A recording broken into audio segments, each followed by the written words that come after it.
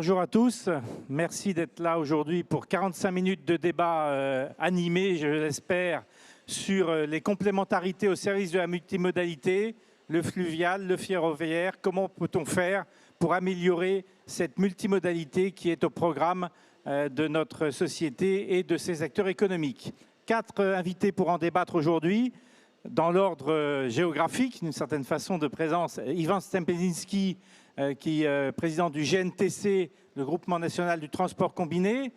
Hélène Buridan, qui vient des Carrières du Boulonnais et qui nous expliquera ce qu'elle fait concrètement, elle, pour l'acheminement de ces matériaux. Et c'est très intéressant, je vous recommande de l'écouter tout à l'heure. C'est un vrai témoignage terrain qui pourra nourrir nos débats. Lionel Rouillon, que tout le monde connaît de VNF, Voies navigables de France, et qui nous expliquera aussi, j'ai vu tout à l'heure un très grand stand très présent, qui nous expliquera aussi quelles sont ses priorités pour accélérer cette multimodalité. Et donc, en tant que directeur du développement, il a évidemment beaucoup d'idées pour continuer sur le chemin tracé depuis quelques années. Et puis Olivia Fischer, juste à ma droite, chef du département marketing de SNCF Réseau, deuxième gestionnaire infrastructure de cette table ronde, et qui expliquera aussi comment, seul pour le ferroviaire et en collaboration avec VNF, elle peut débloquer un certain nombre de choses et améliorer la performance des modes alternatifs à la route, mais en complémentarité évidemment aussi avec la route. Je vais commencer avec Ivan Stempielinski. Ivan, il y a beaucoup d'actualités. On a envie de vous écouter sur tous les sujets qui sont importants en ce moment. On peut commencer peut-être par un point de conjoncture. 2023 a été une année très difficile. Le GNTC, avec l'ensemble des partenaires, a sorti un observatoire, contribué à un observatoire du transport combiné. Je crois que vous l'avez, le dernier opus devant vous. Est-ce que vous pouvez nous dire un peu où on en est, quelques chiffres, quelques données de conjoncture, quelques analyses de ce qui se passe en ce moment, et puis après on ira sur les autres sujets du transport combiné. Bien, merci, bonjour à tous et merci d'être à nos côtés pour échanger sur les éléments qu'a présenté Gilles Dansart. Alors effectivement, je crois que ça a été remis à chacun d'entre vous à l'entrée de cette assemblée. Le GNTC avec ses... et d'autres personnes l'ont également. Le GNTC accompagné d'entreprises et d'institutionnels qui figurent en page de garde, hein, en l'occurrence SNCF Réseau et VNF sont présents, publie maintenant au semestre les chiffres les plus récents concernant l'activité. 3 chiffres à retenir, je crois, puis vous aurez l'occasion de lire le descriptif à l'intérieur de ce rapport annuel 2024. Le premier chiffre, c'est effectivement le bilan de l'année 2023. Le bilan de l'année 2023 est extrêmement mauvais. On parle entre 16 et 20% de baisse de l'activité selon que l'on quantifie les opérateurs et leur activité ou bien la moyenne de tonnes kilomètres transportés. 16 à 20%, c'est énorme. Après une dynamique de 2022 qui nous laissait espérer une croissance à 2 chiffres pour l'année 2023, il y a bien évidemment des raisons à cela. La première raison, c'est 6 mois de janvier à juin de non-activité régulière, d'activité perlée, pour reprendre les termes du conflit social auquel nous avons eu à faire face et dont Olivia Fischer pourra sans doute nous dire quelques mots. Voilà, on a eu à faire face à une défection de services qui ne nous a pas permis de répondre à la demande, à la croissance que nous enregistrions déjà à fin 2022 pour cette année 2023. Ces 6 mois, ils ont été effectivement compliqués, mais ils ont été compliqués également en répercussion sur le deuxième semestre. Il y a eu une onde de choc, car ceux qui nous font vivre aujourd'hui, ceux qui font la croissance de notre activité, ceux qui en font le futur, ce sont les chargeurs. Et les chargeurs, bien évidemment, quand les logisticiens, les industriels qui ont l'habitude quotidiennement de nous confier l'essentiel de leur production à destination de leurs clients, c'est-à-dire leur chiffre d'affaires, ont dû subir pendant 6 mois ces avanies. Bien évidemment, ils ont trouvé des solutions de substitution. Et dans ces cas-là, le plus simple, c'est ce qu'on appelle le report modal inversé, c'est mettre ces flux sur la route. Donc les 6 mois suivants de l'année 2023, il a fallu que nous rebâtissions la confiance avec nos clients, avec autant pour la part des opérateurs que des transporteurs routiers qui font aujourd'hui également les volumes et la croissance du transport combiné. Et aujourd'hui, heureusement, en ce début 2024, avec un frisson de relance économique, on voit les choses avec plus de confiance, plus à la hauteur des investissements des entreprises qui avaient déjà été opérées sur les 2-3 dernières années, avec la vision d'un plan accompagné par la stratégie nationale du fret ferroviaire, pour lequel le transport combiné s'implique avec une croissance x3 sur les quelques années à venir. Voilà, donc la meilleure manière de conclure cette année 2023, c'est d'indiquer que malgré tout, le transport combiné, rail-route, a permis d'économiser 1,3 million de tonnes de CO2 versus les mêmes trafics effectués par la route. C'est ce chiffre-là que je souhaiterais que nous puissions retenir et le comparer en fin 2024 à une croissance que l'on espère à 2 chiffres, encore une fois, puisque le marché, les chargeurs nous font confiance. Merci pour ce point. Donc l'année 2024 commence mieux que 2023 ne s'est conclue. Pour reconquérir les chargeurs et les industriels, il faut de la qualité de service, il faut un certain nombre de conditions préalables. Est-ce que de ce point de vue-là, vous voyez des améliorations, des raisons d'avoir confiance pour l'année 2024 ? Alors des raisons d'avoir confiance, heureusement aujourd'hui les entreprises en ont. C'est ce qu'elles développent par elles-mêmes, à savoir les investissements de matériel, de personnel. On ne fait rien dans ce métier sans des ressources humaines, il faut les former. Et là, toutes nos entreprises, que ce soit les opérateurs de transport ferroviaire, les transporteurs routiers qui orientent leurs flux vers le combiné, les entreprises ferroviaires également qui tractent les trains, continuent à investir sur des moyens importants, des moyens lourds, et sur du personnel qu'il faut amener en conviction dans ce secteur d'activité. Mais nous ne pouvons pas faire ça tout seul. Et il est évident que le gestionnaire d'infrastructure, cette appellation un peu théorique, prend toute sa valeur au quotidien pour nous amener ce que nous échangeons, sur quoi nous échangeons ensemble depuis déjà plusieurs mois, à savoir stratégie capacitaire. Quelle est la stratégie de développement que nous pouvons demain envisager pour répondre à la demande croissante du marché pour ces transports décarbonés? Quelle est la stratégie qualitative? Quelle est la stratégie de continuité lorsque nous avons à faire face à des événements comme ceux de 2023? Nous savons que le gestionnaire d'infrastructure y travaille, mais nous attendons encore des réponses plus concrètes. On écoutera tout à l'heure Olivia Fischer. Puisqu'on parle de multimodalité, il y a l'important dossier des terminaux qui tient beaucoup au GNTC. Qu'est-ce qu'on peut dire aujourd'hui, puisqu'on fait un point général devant l'ensemble des professionnels, sur l'avancée sur ces terminaux? SNCF Réseau, on en reparlera peut-être un peu tout à l'heure, a changé un peu sa doctrine. Il y a beaucoup de projets. Un petit point sur ce sujet? Alors les terminaux, c'est bien sûr le nœud gordien, hein, c'est le nœud d'activité pour que la route et le fer se rencontrent. Aujourd'hui, on voit, et on en a fait le bilan à plusieurs reprises avec SNCF Réseau sur l'aspect qualitatif et quantitatif qui peuvent être délivrés sur les terminaux. Il nous faut clairement, et c'était évoqué dans le plan remis en 2020 au ministre des Transports de l'époque, Jean-Baptiste Djebbari, par 4F, sur la nécessité d'avoir à minima 5 terminaux dans les 10 années qui devaient suivre pour pouvoir suivre la croissance et répondre à la demande des flux, des logisticiens, des industriels qui souhaitent aujourd'hui, proche d'une voie ferroviaire, proche d'un terminal, pouvoir voir leur flux passer par cette voie. Là encore, un peu de latence, un peu d'attente. On voit que les initiatives privées ont du sens dans ce domaine-là et qu'elles peuvent accélérer, dynamiser les mouvements. Nous avons un terminal qui va bientôt ouvrir, là, dans quelques jours, dans quelques semaines, le terminal TOP, un terminal Ouest-Provence qui va rapidement se mettre en œuvre pour, à la place de Marseille-Canet, terminal qui est aujourd'hui obsolète. Et on voit dans le modèle que le privé a sa part, tant en initiative, en détermination qu'en financement. Bien évidemment, le gestionnaire d'infrastructure ne peut pas être absent d'un tour de table. Sa validation technique, son aspect, sa vision, sa continuité doit accompagner les projets. Mais aujourd'hui, il faut ouvrir largement les capacités à des investisseurs, garant du retour d'investissement aussi, ce qui permet à la part d'argent public d'être beaucoup plus sécurisée, de façon à ce que rapidement, des projets existent, effectivement, vous l'avez dit Gilles, maintenant il faut les mettre en œuvre.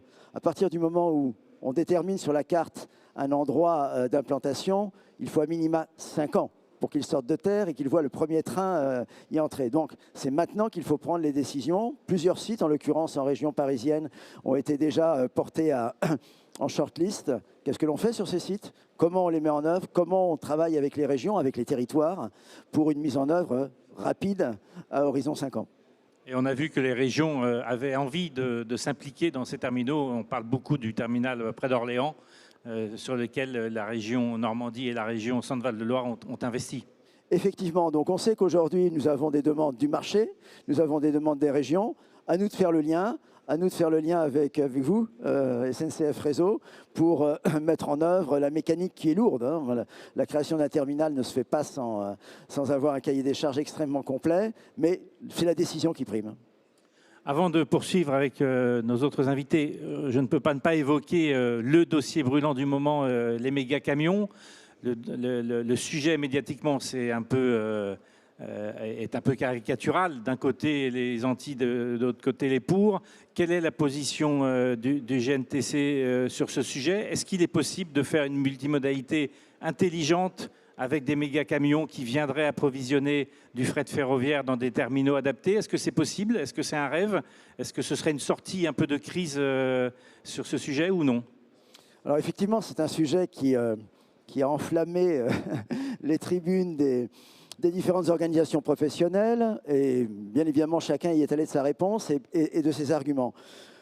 Le GNTC, par essence, sur la forme, ne peut pas accepter que l'on envoie comme cela des méga camions qui passent les frontières, qui quelque part, donc, avec tous les arguments évoqués, ne répondent pas déjà aux dispositions du Green Deal. Encore une fois, les premières décisions concernant ces méga trucks, méga camions ont été prises au niveau européen.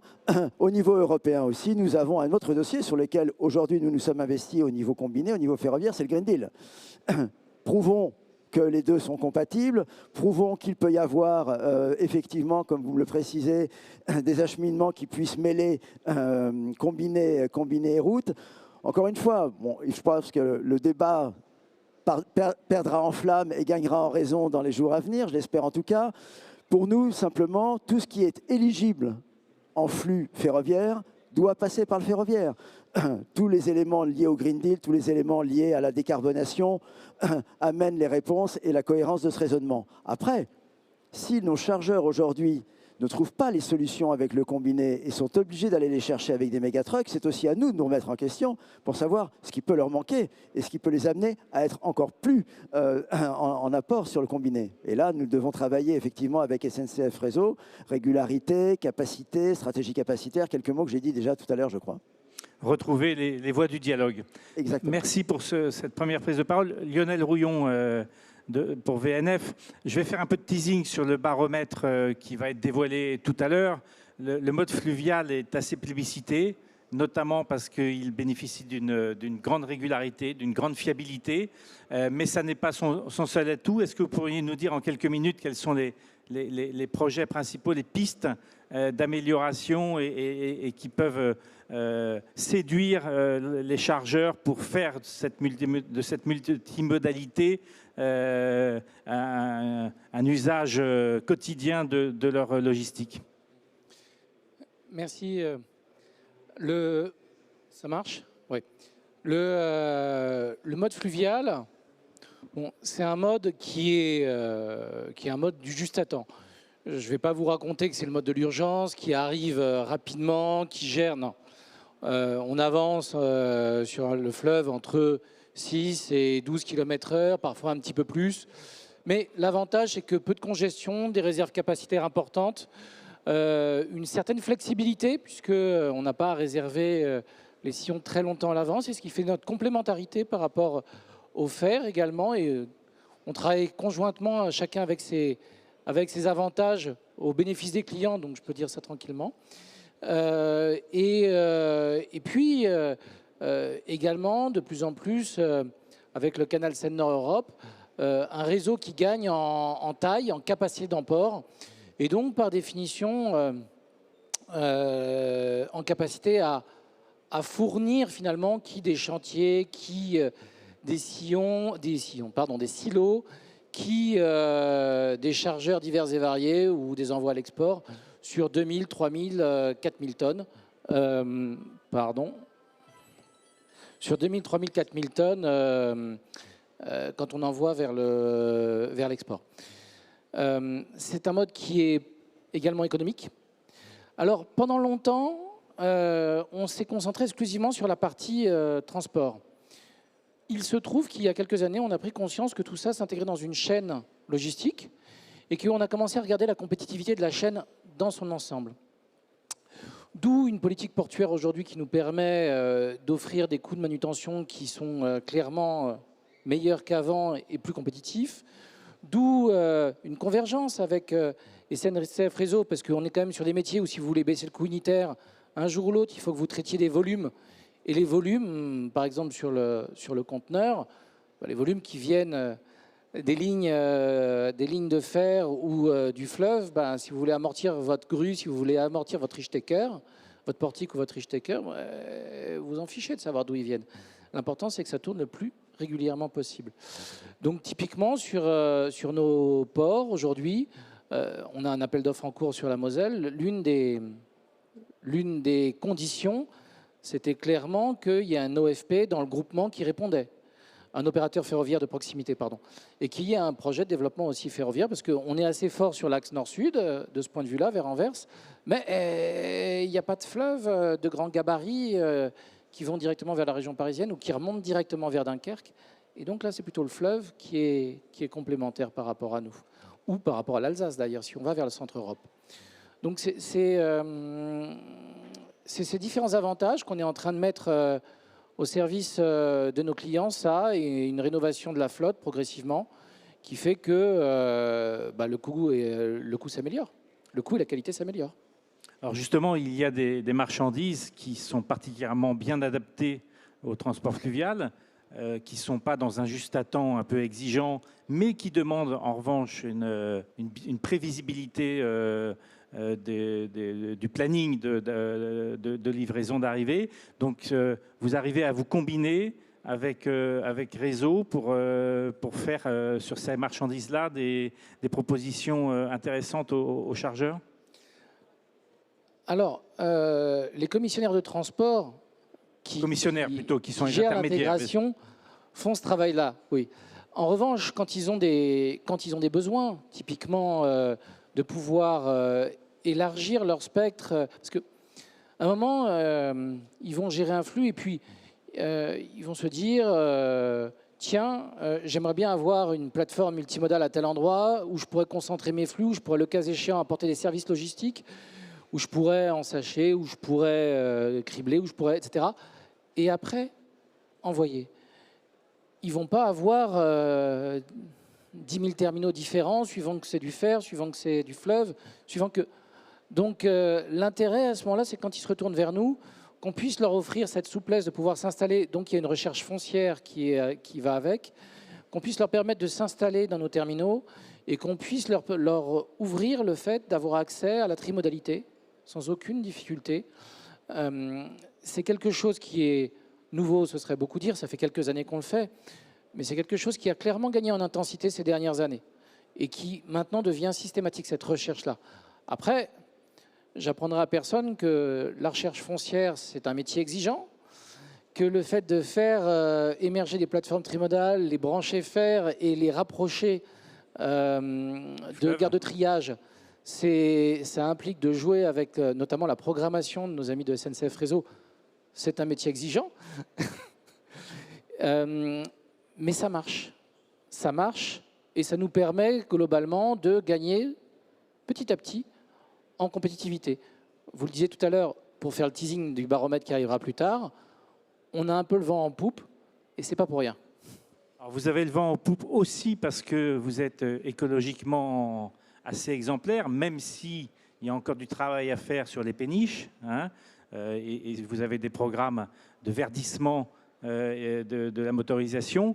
C'est un argument qui est essentiel pour vous dans ce contexte de décarbonation? Oui, clairement.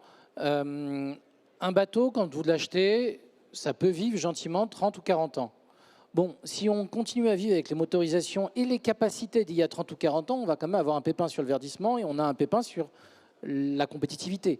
Je veux dire, il y a 30 ou 40 ans, vous remontez dans les années 80, bon, on n'était pas exactement sur des barges de 3000 tonnes ou 4000 tonnes, en tout cas, ce n'est pas la norme. Bon. On a un programme de subvention qui s'appelle, on n'a pas fait preuve de grande inventivité, le plan d'aide à la modernisation et à l'innovation de la flotte, qui nous permet de subventionner effectivement les renouvellements de flotte, soit pour gagner en compétitivité, soit c'est et ou gagner également en verdissement et des motorisations meilleures.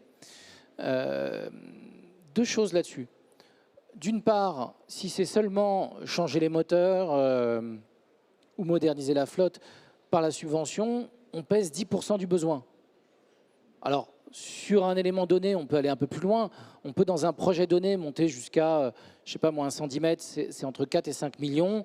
On peut aller vous financer à hauteur de 500 000, 600 000. Ce n'est pas négligeable. Mais si vous prenez l'ensemble des fonds dont on dispose et le besoin sur un millier de barges ou d'automoteurs, vous allez vous dire, dans les 10 ans qui viennent, bah, vous voyez que ça ne pèse pas suffisamment. D'où des discussions qu'on a avec des établissements bancaires pour qu'ils investissent sur notre secteur, qu'ils regardent et qu'ils viennent.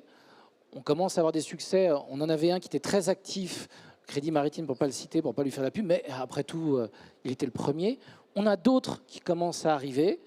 On peut que s'en féliciter. Et de la même manière, on a des démarches auprès de capital risque, de manière à ce que, parce que la banque ne peut pas tout et ne peut pas tout amener, de manière à ce que ça puisse boucler les financements et donc investir beaucoup plus.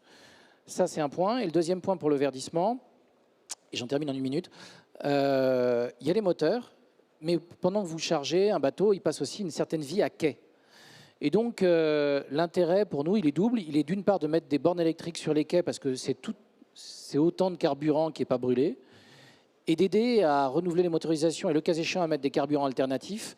Donc on a une forte action pour accompagner des tests et de la recherche sur l'hydrogène, sur le HVO, sur des moteurs hybrides essentiellement ou sur d'autres biocarburants. Merci. Il y a un domaine qui est aussi en pleine effervescence, c'est la logistique urbaine. On voit qu'il y a de plus en plus de contraintes qui pèsent sur les véhicules et sur même leur accès physique aux centres urbains. Le ferroviaire, c'est difficile. La logistique urbaine, on a vu qu'il y a eu des tentatives avec la grande consommation, ça n'a pas été très facile. Le fleuve, dans beaucoup de villes, c'est quand même assez pratique. On arrive au plus près des centres de distribution, des centres de consommation. Est-ce que ça aussi, vous voyez des progrès, vous voyez de grandes perspectives sur ce sujet? Alors oui, si on regarde 2023, alors comme un peu tout le monde, 2023 n'a pas été une bonne année. Il faut dire que nos marchés principaux ont chuté assez lourdement. Il faut dire que nous avons chuté sensiblement moins lourdement que nos marchés principaux. Dit autrement, on a amélioré nos parts de marché, ce qui donne de l'espoir pour l'avenir. Mais il y a aussi des niches sur lesquelles, clairement, on a progressé très fortement. La logistique urbaine en fait partie. On n'a plus que doublé les tonnages sur, par exemple, l'axe Seine. On n'a plus que doublé les tonnages de la logistique urbaine. Donc, c'est quand même pas mal. Il y a deux éléments sur la logistique urbaine. Soit vous êtes avec des chargeurs suffisamment grands pour générer un volume, une régularité, etc. Et c'est vrai que le fait d'arriver au cœur de ville, le fait d'avoir une barge suffisamment grande qui finalement représente un stock flottant, le fait de pouvoir aller directement chercher sur les quais, etc., c'est un avantage. Il y a un deuxième créneau qu'on est en train de développer aussi, qui sont la logistique urbaine combinée, c'est-à-dire où vous combinez des flux et vous livrez en palette. Là, le modèle est un peu différent. L'intérêt, c'est de livrer à J0, J+1, ce qui fait que les commerces de centre-ville ont besoin tout simplement de moins de surface de stockage, besoin de moins de surface de stockage et donc soit diminuent leur loyer, soit à l'inverse, ont plus de surface de vente. Ce sont des gains de compétitivité pour les commerces de centre-ville et donc à ce moment-là, le prix du transport n'a pas à être nécessairement très compétitif par rapport aux autoroutes. Il peut même se permettre d'être légèrement supérieur parce qu'en revanche, vous générez un gain chez le client final qui est tout sauf négligeable. Vous déplacez la valeur. Exactement. Et c'est très intéressant. Merci. On pourra peut-être revenir sur ces éléments-là tout à l'heure. Olivia Fischer. Bonjour. Yvan Stempinski vous a interpellé tout à l'heure. Lionel Rouillon a fait état de quelques sujets en commun. On a envie de vous entendre aujourd'hui pour SNCF Réseau sur ces priorités du gestionnaire infrastructure ferroviaire qui reste au cœur de cette multimodalité alternative au autoroutier.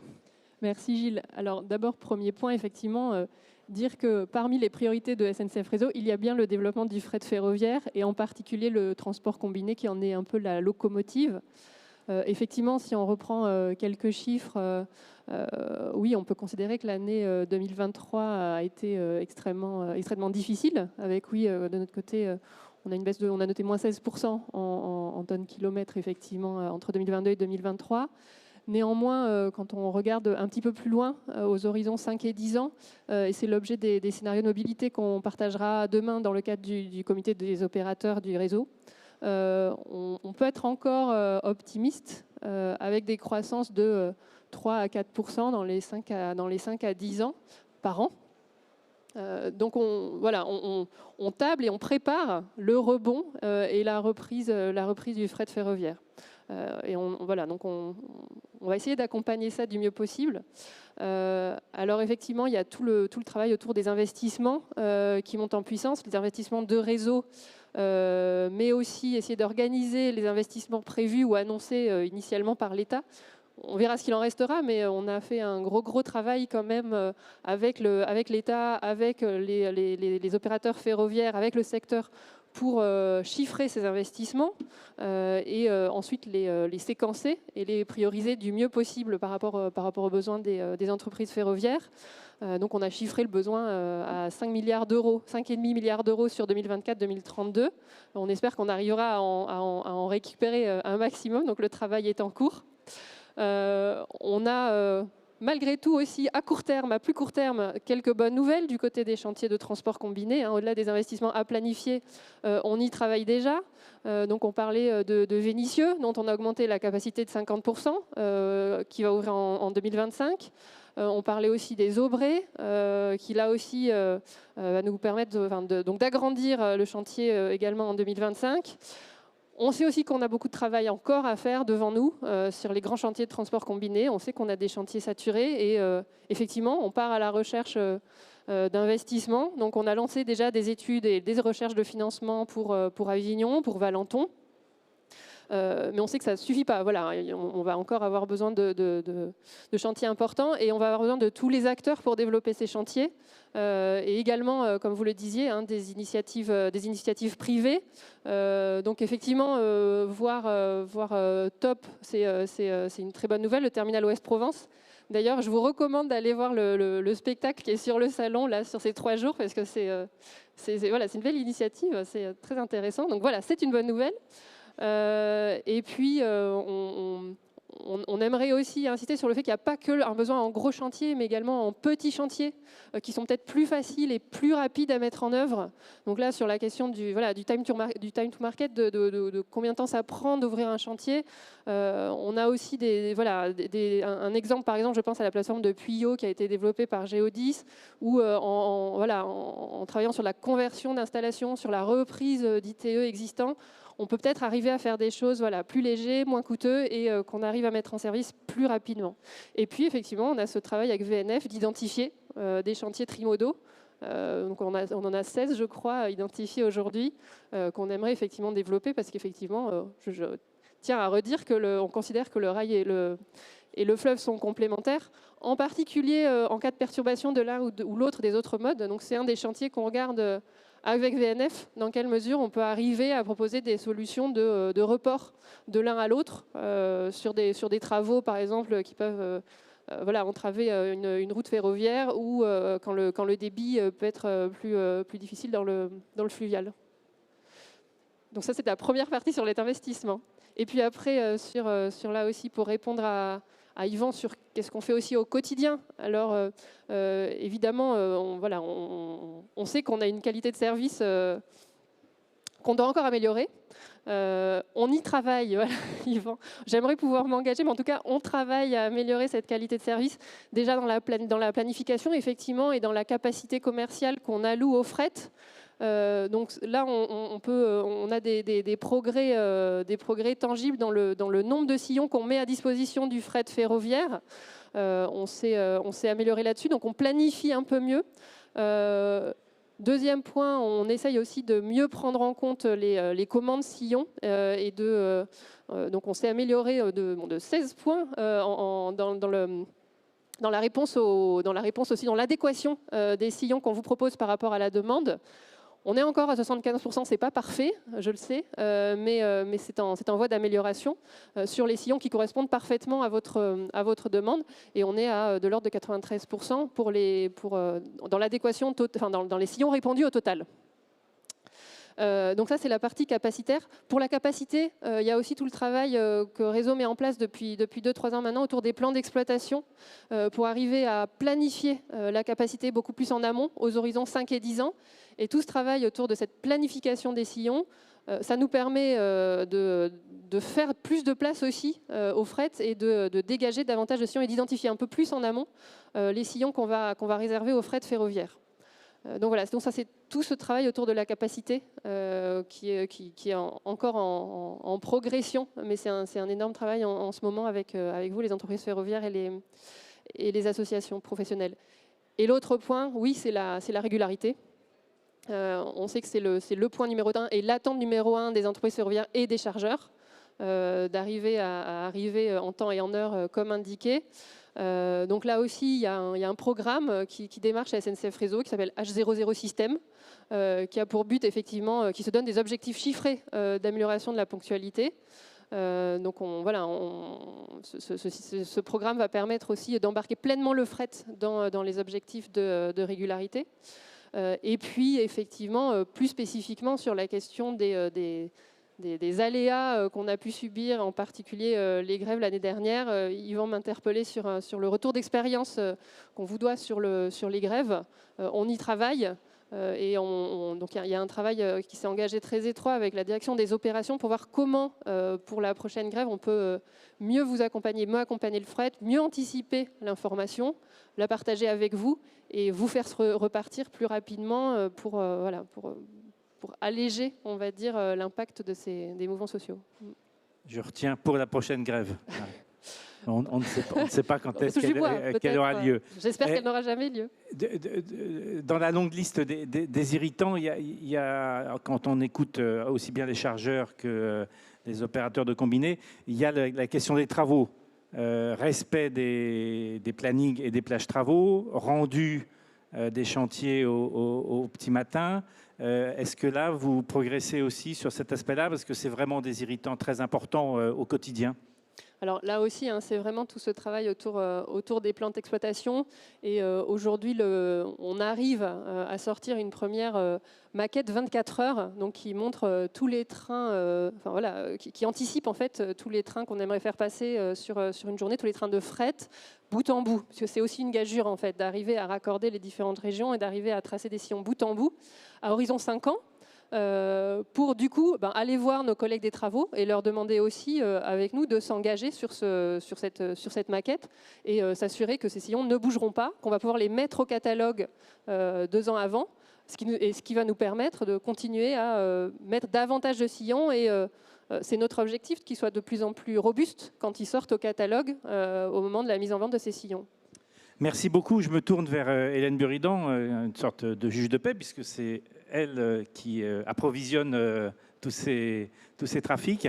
Vous pourriez nous dire en quelques mots ce que vous faites aux Carrières du Boulonnais, comment vous procédez, et puis peut-être quelques messages à adresser sur scène. Ok, donc je suis là pour témoigner et je vais prendre pour exemple principalement le flux qu'on organise pour Carrières du Boulonnais via Limay.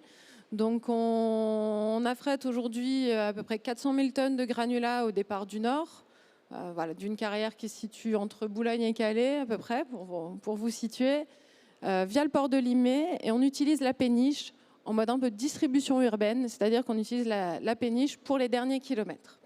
C'est un flux qui aujourd'hui fonctionne avec 0 camion, c'est-à-dire qu'on vide directement les trains dans les péniches, on synchronise l'arrivée du train avec le chargement de la péniche et qui fonctionne pour le coup plutôt bien, mais ça n'a pas été une mince affaire, vous l'imaginez. Il a fallu coordonner tout le monde. Comment vous y êtes pris pour coordonner tout le monde? Quelle était votre méthode? Voilà. Alors, on a démarré de façon très classique, hein, c'est-à-dire on fait des trains, on les met sur un stock, après on a un camion qui vient amener du stock sur le quai, une pelle, un bateau, du super standard. Sauf que ce standard, il est efficace d'un point de vue réalisation, mais d'un point de vue pertinence économique, c'est pas forcément la panacée. Donc on a eu l'idée de dire, voilà, et si on vidait directement le train dans le bateau et qu'on synchronisait tout et qu'on utilisait cette voie qui était utilisée, qui n'était pas forcément utilisée auparavant, une voie qui longe le quai à Limay. On a eu beaucoup de freins, beaucoup de personnes nous ont dit ce ne sera pas possible, vous n'y arriverez pas. On est allé voir tout le monde, on a toujours trouvé des gens qui, eux, étaient motivés, avaient envie de bouger les lignes, et chez tout le monde. Donc voilà.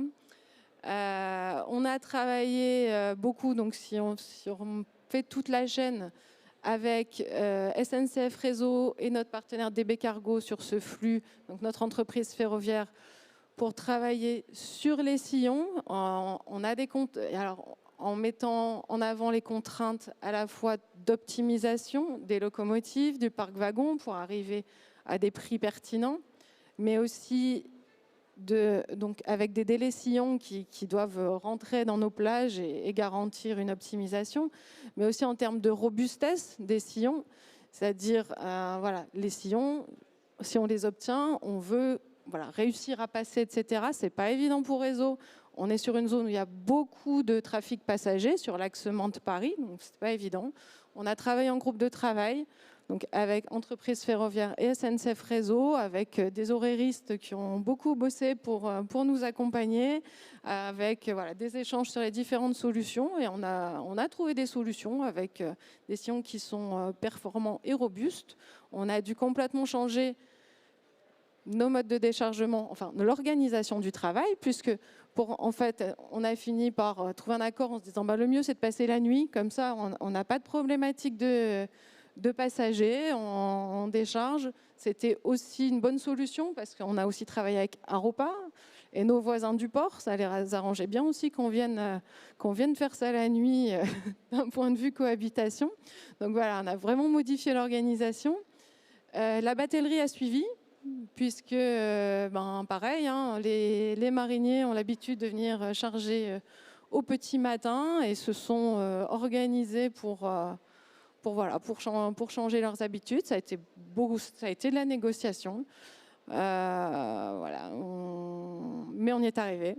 On a changé aussi nos outils parce que les bateliers ont dit, le monde de la batellerie nous a dit OK, mais trouvez des gens qui vont vouloir venir de nuit quand vous le voulez, sur la logistique du dernier kilomètre, avec des délais de commande qui sont, pour du fluvial, relativement courts, puisqu'on est à aujourd'hui, J-3, parfois même J-2 par rapport à la livraison. Ça va pas être évident, parce que on avait avec qu'un outil de manutention qui est celui qu'on a.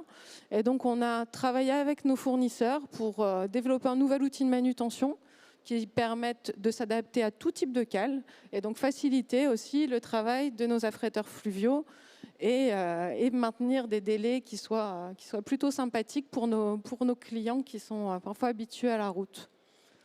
Merci, voilà. C'est très clair. Par l'optimisation de tous ces process, est-ce que vous avez obtenu une réduction des coûts? Est-ce que c'est plus compétitif? Alors, on est plus compétitif, forcément. On a dû forcément aussi rajouter sur certains postes, en gagner sur d'autres. Donc, il faut vraiment raisonner en coût global de l'opération et pas morceler les opérations. D'où aussi notre rôle de commissionnaire de transport, qui est d'organiser une chaîne. Mais ouais. Vous êtes combien au sein de Carrières de Boulonnais pour gérer cet aspect-là, cette organisation? En termes d'organisation opérationnel, ça se gère avec un petit 2 personnes parce qu'ils gèrent d'autres flux à côté. Voilà. Par contre, en termes de pilotage, ouais, on y a passé pas mal de temps avec nos équipes de cadres. On est peut-être 2 ou 3 sur le sujet. Voilà. C'est un défi d'entreprise, cette modification de... Oui, c'est un vrai challenge et puis une vraie envie aussi de nos équipes logistiques. On aime bien les défis, on aime bien le report modal. On est peut-être voilà, c'est des choses qui sont pas évidentes, que ce soit le train ou la péniche, mais au final, quand on a mis le pied dedans, on aime bien ça. On n'en sort plus. Donc on peut dire que c'est identitaire d'une ambition d'entreprise. Yvan, une petite réaction à cet exemple, vous le connaissiez? Alors non, tout à fait honnêtement, je le découvre. On ne peut être que séduit. Alors d'abord séduit parce que les résultats sont déjà quantifiables, séduit parce que ça fonctionne, et séduit parce que, comme vous l'avez dit également, on nous a dit dans un premier temps, non, ce ne sera pas possible, mais avec chaque interlocuteur ou chaque entreprise avec qui vous avez affaire, vous avez trouvé des gens qui y croyaient et qui ont fait que ça soit réalisable. Donc moi, je dis bravo. Véritablement, ça mérite des félicitations parce que le résultat est là, vous y avez cru, et puis surtout l'alliance des modes. Donc on est sur un exemple extrêmement significatif de ce qui est possible demain, sans doute dans d'autres activités. Donc bravo. Lionel, Olivia, un mot, c'est reproductible ce genre de belle histoire ailleurs? Alors oui, c'est reproductible ailleurs. De fait, on voit une belle régularité sur les carrières du Boulonnais et puis des volumes qui sont croissants. Mais comme ça a pu être indiqué, au début, il y a du test and learn. Toutes les entreprises ne sont pas aussi nécessairement allantes que les carrières du Boulonnais en se disant tiens, ça va quand même des surcoûts, je ne sais pas tellement où je vais, etc. On a, pour pouvoir faire ça, mis en place 2 outils pour pouvoir permettre d'absorber une partie de ces coûts, voire la totalité. Typiquement, on a chez VNF un outil qui s'appelle le PARM, le plan d'aide au report modal, qui permet de l'étude jusqu'aux investissements d'accompagner les chargeurs qui se lancent dans cette aventure. C'est un premier point. Et puis, avec nos amis de SNCF Réseau, on a lobbyé pendant un temps les pouvoirs publics pour pouvoir faire sortir un programme de certificat d'économie d'énergie qui s'appelle Remove, qui permet de prendre en charge pendant une durée de 2 ans les surcoûts liés à la rupture de charge, de manière à ce que vous puissiez tester la chaîne, vous puissiez aussi tester les volumes que vous pouvez apporter et le cas échéant vos clients, et monter, convaincre progressivement tout en absorbant les surcoûts. Et puis on sait bien qu'à partir d'un certain volume, à ce moment-là, ça roule et vous commencez à engranger les gains de compétitivité. Simplement, vous vous heurtez au début au oui, bon, d'accord, mais tant qu'on n'y sera pas, on risque de perdre. Qu'est-ce qui nous garantit qu'on y sera? Cet outil-là nous permet justement d'apporter une réponse à ce risque. Olivia, juste un mot, parce qu'on doit conclure cet échange. Oui, pour aller dans le sens de Lionel, effectivement, on est content de ce dispositif Remove dans lequel vous nous avez fait entrer aussi dans le cadre du partenariat. Donc effectivement, c'est aussi un appel aux chargeurs aujourd'hui. N'hésitez pas à venir nous voir puisque l'appel à manifestation d'intérêt et l'appel à projet est en cours pour identifier des projets de report modal. Et effectivement, on sait bien que ce n'est pas simple donc, de passer effectivement de la route au fer. Mais merci à Hélène aussi pour son témoignage. Effectivement, il y a ce coût à l'entrée, mais quand on commence à mettre aussi le doigt un peu dans le ferroviaire, on découvre un monde de passionnés, de gens plutôt volontaires pour accompagner cette bascule. Donc effectivement, mon message, c'était profitez-en. Et effectivement, dans le cadre du groupe ferroviaire aussi, on vous accompagne. Anne a présenté la formation aux fondamentaux du fer ce matin encore sur le stand. Donc on essaye d'accompagner autant que possible les chargeurs pour aider Yvan à faire revenir ceux qui sont partis et puis faire arriver les autres. Donc venez nous voir. Merci beaucoup. Je vous avais promis qu'on finirait par une belle histoire. Elle l'a été. Merci à vous, Hélène Buridan. Merci à tous les 3 aussi pour vos interventions. Restez parce que dans quelques minutes, on dévoile le baromètre du transport avec leurs auteurs. Merci à tous les 4 et restez, on enchaîne dans très peu de temps.